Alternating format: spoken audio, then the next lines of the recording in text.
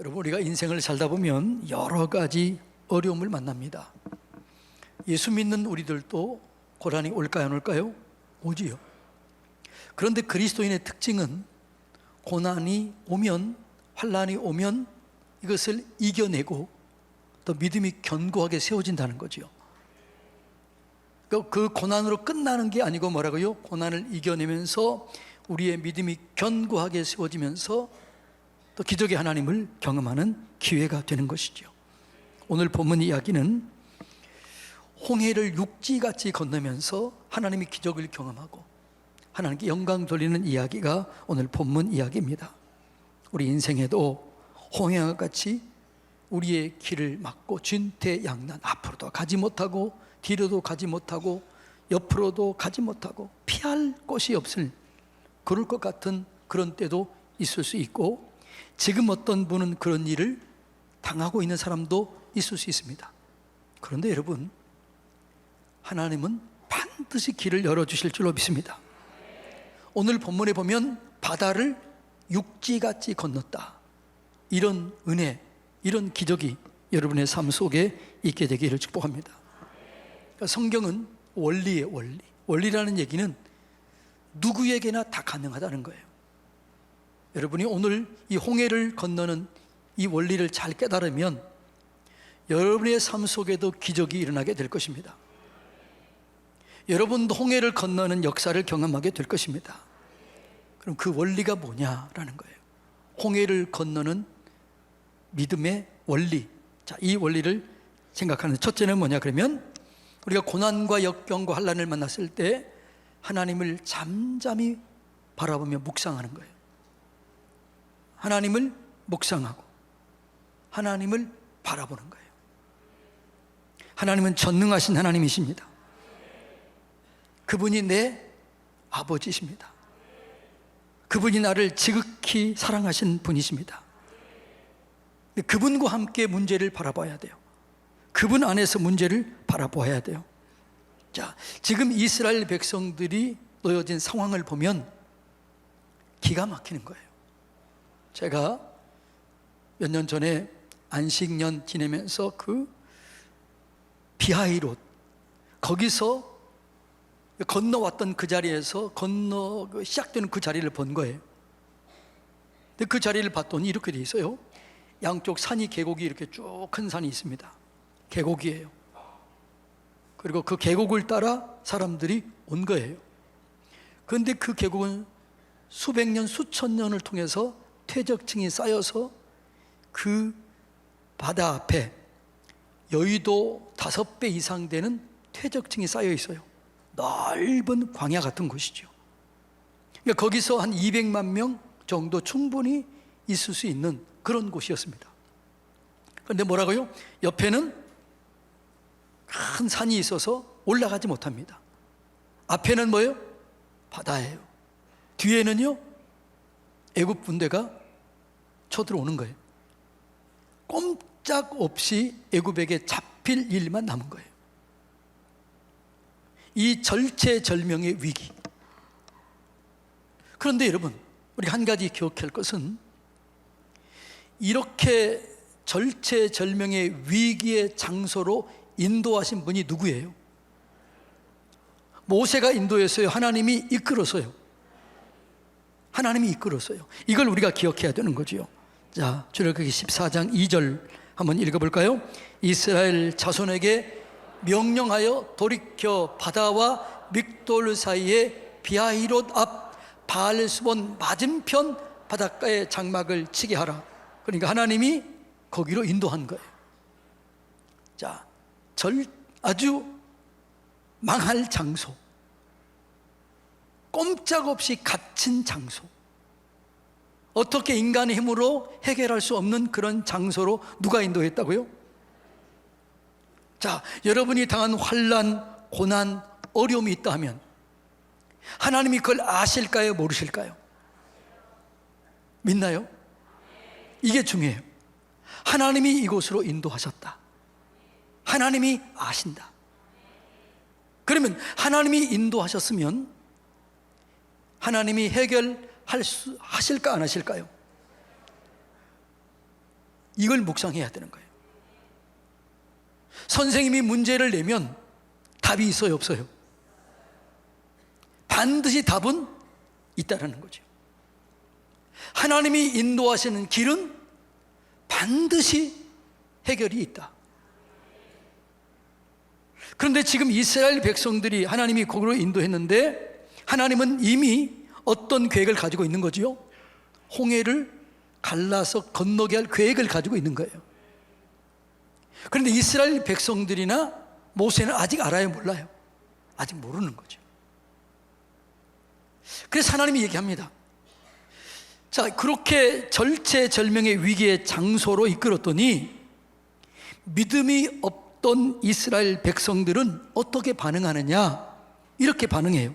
14장 10절로 12절 읽어볼까요?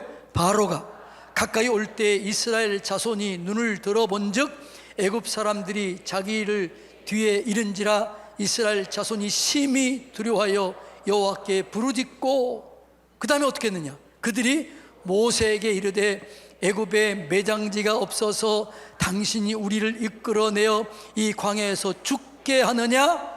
어찌하여 당신이 우리를 애굽에서 이끌어내어 우리에게 이같이 하느냐? 우리가 애굽에서 당신에게 이른 말이 이것이 아니냐? 이르기를 우리를 내버려 두라. 우리가 애굽 사람을 섬길 것이라 하지 아니하더냐? 애굽 사람을 섬기는 것이 광야에서 죽는 것보다 낫다. 원망 불평이 막 그게 다라는 거죠. 우리 내버려 두지. 여기까지 데려와서 왜 우리를 죽이려고 하느냐? 와, 분노하고 원망하고 불평해요. 우리가 믿음이 없으면 이렇게 되는 거예요. 근데 모세는 이 상황 가운데 하나님을 바라봅니다. 그때 하나님이 이렇게 얘기를 해요. 한번 읽어볼까요? 13절 14절 오늘 읽어봤던 것처럼 모세가 백성에게 이르되 너희는 두려워하지 말고 가만히 서서 여호와께서 오늘 너희를 위하여 행하시는 구원을 보라.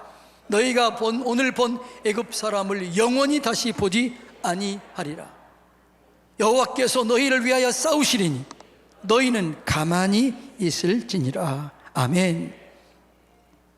자, 하나님이 이 곳 앞에는 바다요, 뒤에는 산맥이요, 뒤에는 애굽군이 쫓아오는 이 길로 인도하셨던 이유가 있어요. 하나님이 일부러 인도했을까요? 실수로 인도했을까요? 이해가 되나요? 여러분이 오늘 당하는 어려움이나 환난이나 역경이나 고난이 있다면 아실까요? 모르실까요? 아셔요. 믿습니까?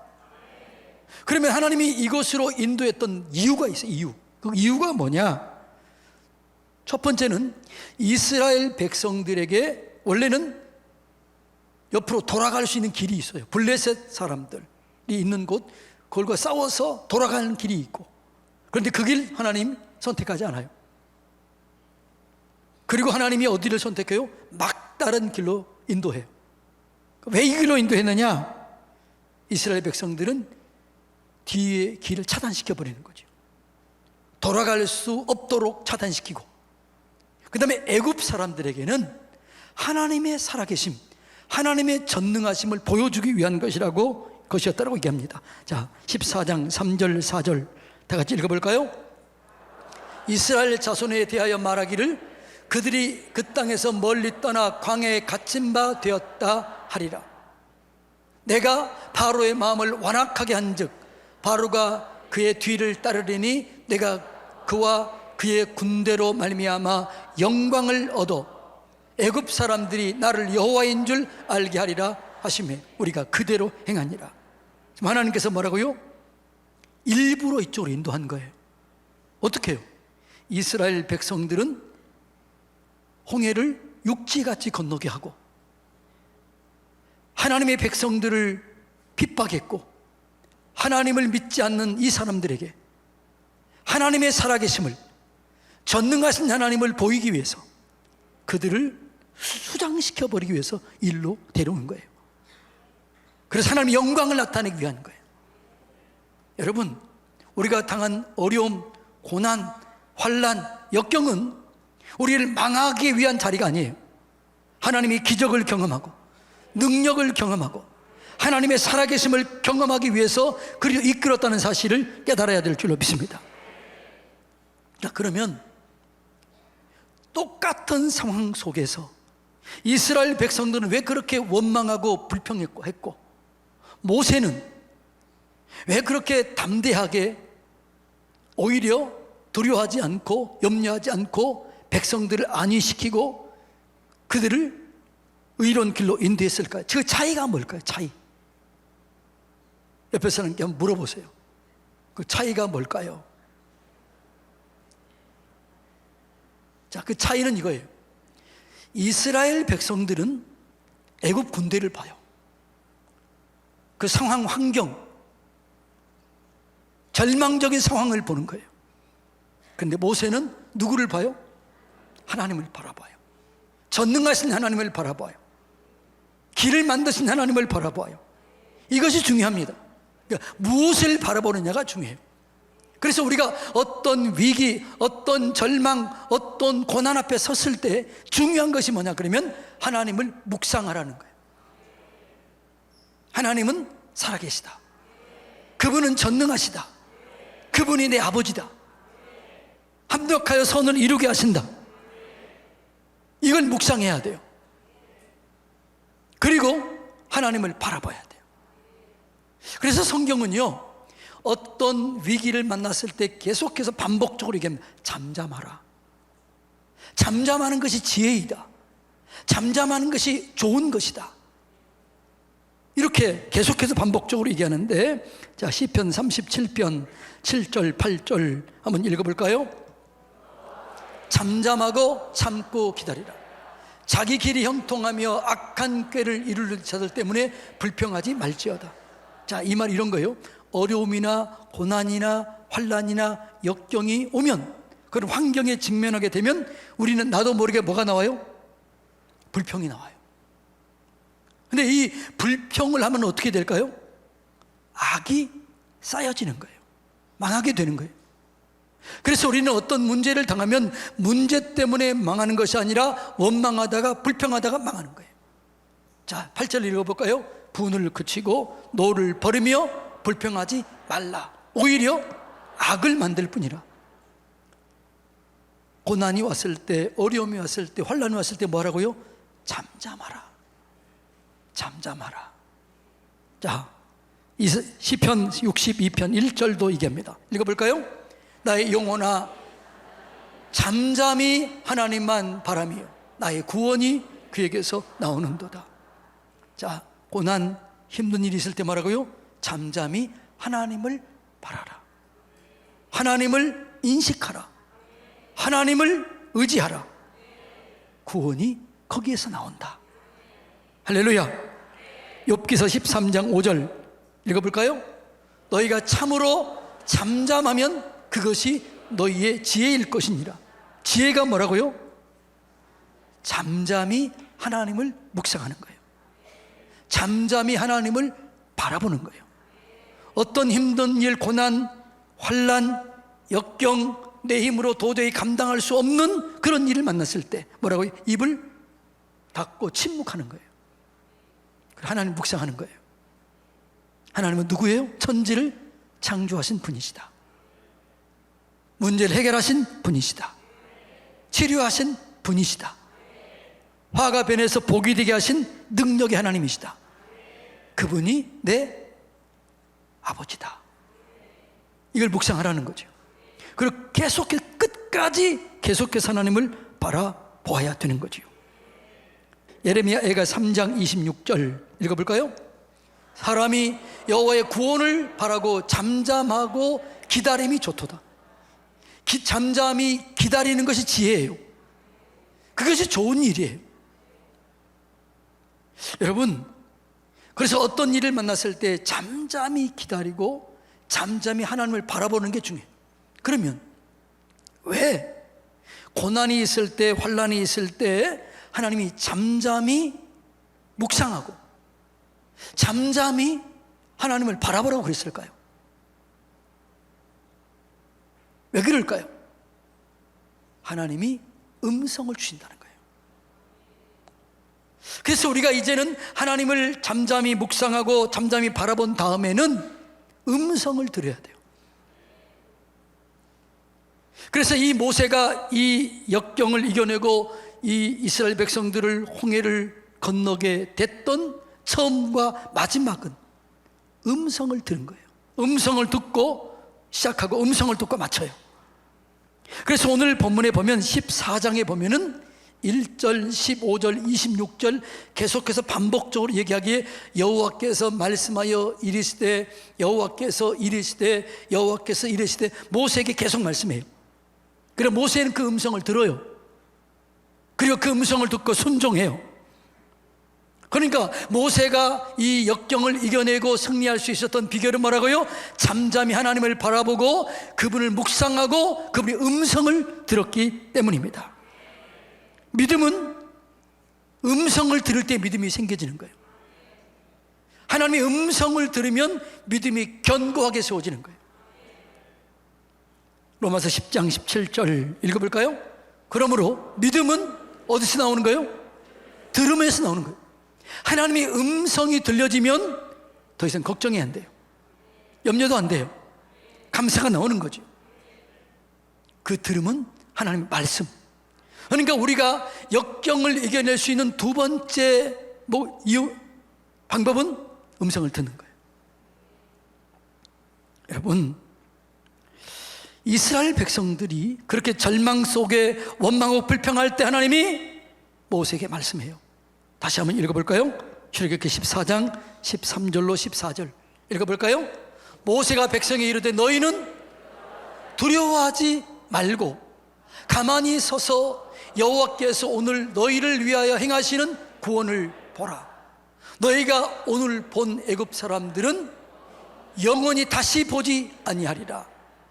여호와께서 너희를 위해서 싸우시니 너희는 가만히 있을지니라. 자, 노란색만 읽어볼까요? 자, 음성이 세 가지였어요. 첫째는 뭐라고요? 두려워하지 말아라. 너희는 구원을 행하시는 여호와를 보라. 내가 너희를 위해서 싸우겠다. 그러니까 여러분, 우리가 어려움, 역경, 환난을 당했을 때 두려워하지 말아야 돼요. 우리가 지난주에 얘기했죠. 두려움은 누가 주는 거예요? 사단이 주는 거예요. 절대로 두려움을 받으면 안 돼요. 두려움을 몰아내시기를 축복합니다. 두려워하지 말라는 거예요. 두 번째는 뭐라고요? 잠잠히 하나님을 바라보고 구원을 보라. 반드시 구원하신다. 이걸 믿으라는 거죠. 하나님은 구원의 하나님이십니다. 앞서가신 분이십니다. 예비하신 분이십니다. 이루시는 분이십니다. 하나님이 싸우시는 거예요. 내가 너희를 위해서 싸울 것이다. 자, 이 음성을 들었을 때 모세는 어떻게 해요? 평안이에요. 감사해요. 찬송이에요. 그래서 우리가 하나님의 음성을 들으면 평강이 옵니다. 감사가 나옵니다. 믿음이 생깁니다. 두려움이 사라집니다. 여러분, 그래서 우리의 문제는 음성을 듣지 못하면 그때부터 문제가 생겨요. 두려움이 올 때 하나님의 약속의 말씀을 붙잡으시기 바랍니다. 기도가 막힐 때 하나님의 약속의 말씀을 붙잡고 음성을 들으시기를 주님의 이름으로 축복합니다. 하나님의 음성을 들으면 이제 끝나는 거예요. 성경에 보면 사도 바울이 이제 잡혀서 로마로 이제 제수의 몸으로 끌려가게 됩니다. 그런데 뭘 타고 가요? 배를 타고 가는 거예요. 그런데 배를 타고 가는데 유라굴라라고 하는 풍랑을 만납니다. 그 날이 14일 정도 걸렸다고 그래요. 14일 동안 광풍 속에 낮에 해도 밤에 별도 보이지 않고 풍랑 속에 지내는 거예요. 살 여망이 끊어졌다는 거예요. 살 희망이 없어졌다는 거예요. 아마도 바울도 그랬을 겁니다. 그런데 어느 날 바울이 담대해집니다. 그리고 백성들을 그 뱃사람들을 위로합니다. 그게 어느 때였느냐? 하나님 음성을 듣고 나서입니다. 자, 하나님의 음성이 이렇게 들려옵니다. 사도행전 27장 23절로 26절 한번 읽어볼까요? 내가 속한 바 내가 섬기는 하나님의 사자가 어젯밤에 내 곁에 서서 말했다. 이제 뭐라고요? 절망 속에 있을 때, 살 소망이 없을 때, 그때 뭐라고요? 어젯밤에 하나님의 사자가 내 곁에 서서 말했다. 뭐라고 했냐? 바울아, 두려워하지 말라. 내가 가이사의 앞에 서야 하겠고 또 하나님께서 또 함께 행하는 자를 다 내게 주셨다 하였으니, 그러므로 여러분들이요 안심하라. 나는 내게 말씀하신 그대로 되라고 하나님을 믿노라. 그런즉 우리가 반드시 한 섬에 걸리리라 하더라. 자, 음성을 듣기 전과 후는 완전히 달라져요. 바울이 하나님의 음성을 듣고 뭐라고 그래요? 여러분 두려워하지 마세요. 걱정하지 마세요. 내가 하나님의 음성을 들었습니다. 하나님의 음성, 우리를 살리신답니다. 섬에 닿게 한답니다. 우리를 로마로 살아서 인도하신답니다. 나는 그거 믿습니다. 희망이 솟아난 거예요. 소망이 생긴 거예요. 하나님의 음성을 들으면 소망이 생겨지는 거예요. 두려움이 사라지는 거예요. 염려가 사라지는 거예요. 그래서 여러분, 우리가 고난을 이겨내는 길은 뭐라고요? 하나님을 묵상하라, 하나님을 바라보라, 하나님의 음성을 들으라 라는 것입니다. 예. 그래서 여러분, 하나님의 음성을 듣고 순종하면 그때부터 기적이 일어나게 될 줄로 믿습니다. 그래서 이제 우리가 음성을 들었으면 어떻게 해야 돼요? 순종해야 될 줄로 믿습니다. 믿음의 완성은 순종이에요. 기도의 완성도 순종이에요. 이제는 우리가 믿었으면 행동으로 옮겨야 될 줄로 믿습니다. 모세가 그 어려움을 당했을 때 기도하는 거예요. 이제 기도했으면 뭘 해야 돼요? 기도했으면 순종해야 돼요. 기도했으면 움직여야 돼요. 그런데 기도만 하고 있는 거예요. 그래서 하나님이 이렇게 합니다. 14장 15절 읽어볼까요? 여호와께서 모세에게 이르시되 넌 어찌하여 내게 부르짖느냐? 이 말은 무슨, 왜 기도만 하고 있느냐? 이스라엘 자손에게 명령하여 앞으로 나아가게 하라, 움직이게 하라, 순종하게 하라. 그래서 모세에게 이렇게 명령해요. 자, 16절 지팡이를 들고 손을 바다 위로 내밀어 그것이 갈라지게 하라.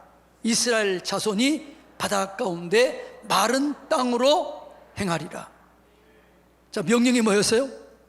너 기도만 하지 말고 이제 기도했으면 순종해라, 기도했으면 움직여라, 기도했으면 행동으로 가야 된다라는 거죠.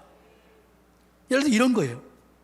여러분, 우리가 기도하면 반드시 응답받게 될 줄로 믿습니다. 그런데 기도한 다음에 어떻게 움직여야 돼요? 행동해야 돼요. 여러분, 예를 직장을 구한다. 그러면 하나님, 구체적으로 기도해야 돼요. 제가 이런 기술이 있습니다. 월 최소한 한 350만 원 정도 이상 받는 그런 곳에 하나님 직장을 예비해 주십시오. 이렇게 기도해야 돼요. 그렇게 기도했으면 어떻게 해야 돼요? 이제는 어떻게 해야 돼요? 이력서를 써야지. 그리고 어떻게 해야 돼요? 누가 이 이력서 달라고 그럴까? 이게 믿음이에요. 할렐루야. 병 낫기를 기도했으면 어떻게 해야 돼요? 그냥 움직여야 돼요. 믿음으로 행해야 돼요. 그래서 우리가 기도 응답 받는 원리, 이 원리를 마가복음 11장에서 완전하게 기록되어 있어요. 이거 계속 얘기했지만 다 또 잊어버린 사람이 있으니까 또 얘기합니다.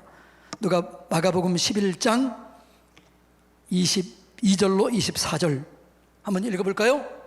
예수께서 그들에게 대답하여 이르시되 하나님을 믿으라. 이 말은 무슨 말이라고 그랬죠? 하나님의 믿음을 가지라. 하나님은 할 수 있다. 하나님을 계산에 넣으라. 이게 믿는 거예요.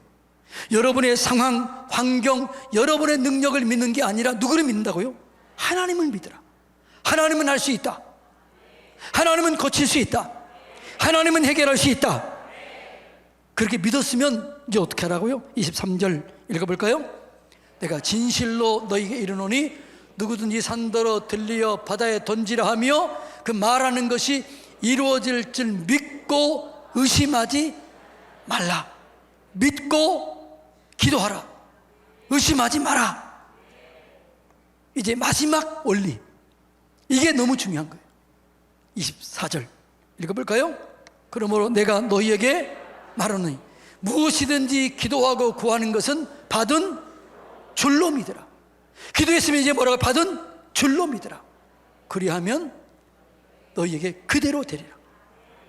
받았으면 이제 받은 줄로 믿어야 돼요. 감사해야 돼요. 찬송해야 돼요. 기대해야 돼요. 여러분, 모세가 순종했을 때 기적이 납니다. 그래서 우리의 기적은 어느냐? 믿고 기도하고 순종했을 때 기적이 일어나게 되는 거예요.